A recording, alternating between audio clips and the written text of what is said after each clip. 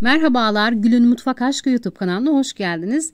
Bugün ne pişirsem diye düşünürken yeşil zeytinle güzel bir içerik hazırlamak geldi aklıma ve bu güzel lezzeti sizlerle paylaşmak istedim. Gelin dilerseniz detaylı bir şekilde tarifi sizlere anlatayım. Tarif için kullanacağım ana malzemeler un ve yeşil zeytin. 3 su bardağı unu bir kabın içerisine aldım. Üzerine 1 tatlı kaşığı tuzu ilave ettim. 1,5 tatlı kaşığı kuru mayayı ekledim. 1,5 su bardağı ılık suyu döküyorum unun üzerine. Her un kalitesine göre farklılık gösterebilir. Su miktarını kontrollü bir şekilde eklemenizi öneririm.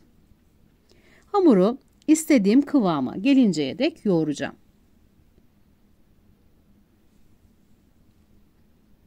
Hamur istediğim kıvama geldi. Bu aşamada üzerine bir streç film kapatıp ben iç harcını hazırlarken 20 dakika hamuru mayalanmaya bırakıyorum. Sıra geldi iç harcı hazırlamaya. İç harç için 1 su bardağı yeşil zeytini bir kabın içerisine aldım.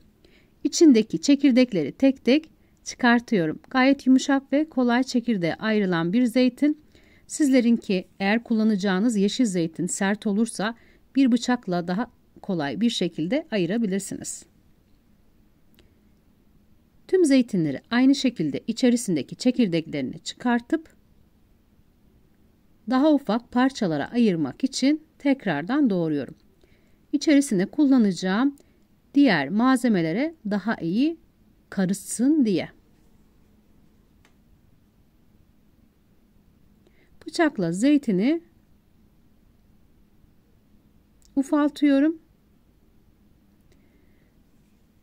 Zeytini doğradım. Bir kabın içerisine aldım.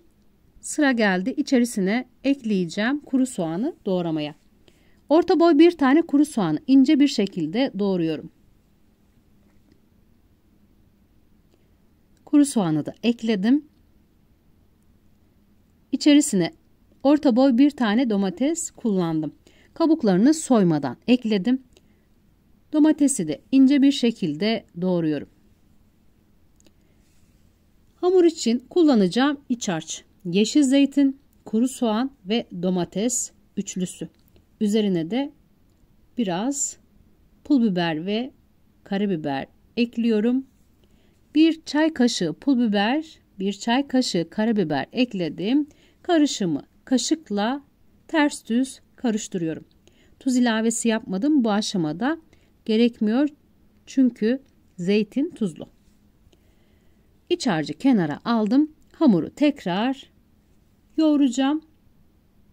Havasını almak için 20 dakika hamur mayalandı ve tekrardan görüyorsunuz hamuru yoğurdum. Sonrasında tezgahın üzerine alacağım ve hamuru açacağım. İstediğim büyüklüğe gelene dek. Tezgahın üzerine biraz un serptim ve hamuru yuvarlak haline getirdim. Altına ve üstüne un ilavesi yapıp hamuru bir oklavayla açıyorum. Özellikle kenar kısımlarını inceltiyorum. Hamur pişerken kalın bir çörek kıvamını almasın diye. Hazırlayacağım tarif altı çıtır çıtır, ortası bol zeytinli ve üzeri güzel, lezzetli bir tarif olacak. Hamuru istediğim büyüklüğe getirdim. Tepsinin içerisine bir yağlı kağıt sermiştim ve kenar kısımlarını incelterek tepsi içerisine aldım hamuru. Kenar kısımlarını özellikle inceltiyorum piştikten sonra kenarları kalın olmasın diye. Hamuru düzelttim. Bu aşamada içerisine 1 tatlı kaşığı domates salçası ekliyorum. Siz dilerseniz ketçap, dilerseniz biber salçası da sürebilirsiniz hamurun üzerine. Her tarafına gelecek şekilde kaşığın arkasıyla Hamurun üzerine salçayı sürdüm. Tekrar elimle kenar kısımları inceltiyorum.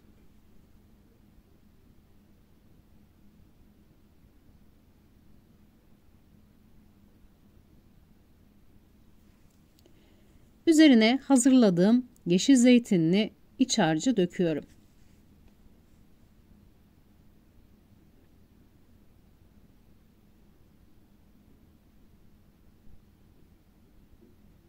Sonrasında kaşıkla hamurun her tarafına eşit dağıtıyorum.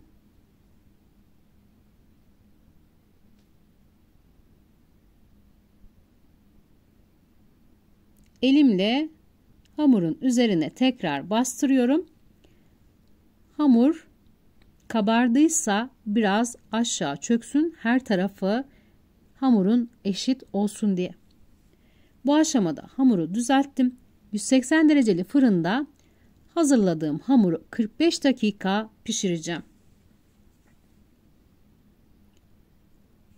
Hamur çok güzel bir şekilde pişti. Işıktan biraz fazla pişmiş gözüküyor ama ışık sizi yanıltmasın. Samimiyetle söylüyorum, tam kıvamında pişmişti. Üzerine 100 gram kaşar rendesi ilave ediyorum. Tekrar fırına göndereceğim. 5 dakika daha üzerindeki kaşar eriyinceye dek bekleyecek fırında. Üzerine kaşarını ilave ettim. Tekrar fırına gönderiyorum. 5 dakika fırında bekleyen bu güzel lezzet, üzerindeki kaşar eridi ve fırından çıkartıyorum. Zeytinli pizza kıvamındaki pişen tarif hazır. Fırından çıkarttım. Dilimlere ayıracağım.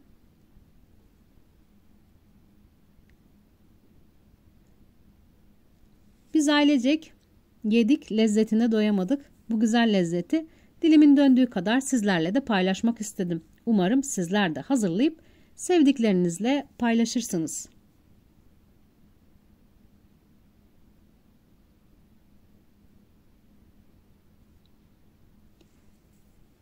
Dört dilime ayırdım. Sonrasında biraz daha küçülttüm dilimleri ve servis tabağına alıyorum. Herkesin pratik bir şekilde hazırlayacağı bu güzel lezzeti sizlere nacizane sunmaya çalıştım. Umarım sıkılmadan izlemiş, tarifi de beğenmişsinizdir. Şimdiden hazırlayacaklara afiyet olsun. Kanalıma abone olmayı ve beğeni yapmayı unutmayın lütfen. O güzel yorumlarınızı videomun altına bekliyorum. Sizlerin görüşleri benim için çok değerli. Tarifin malzemelerini neyi ne kadar kullandığımı açıklama kısmında belirteceğim. Kenar kısmı sizi yanıltmasın.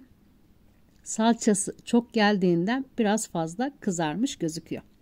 Yanık değil kesinlikle, altı çıtır çıtır, arası bol yeşil zeytinli, üstü kaşarlı güzel bir lezzet oldu. Umarım sizler de beğenmişsinizdir. Bir tarifin daha sonuna geldim. Başka bir tarifte görüşmek üzere. Herkese sevgiler sunuyorum.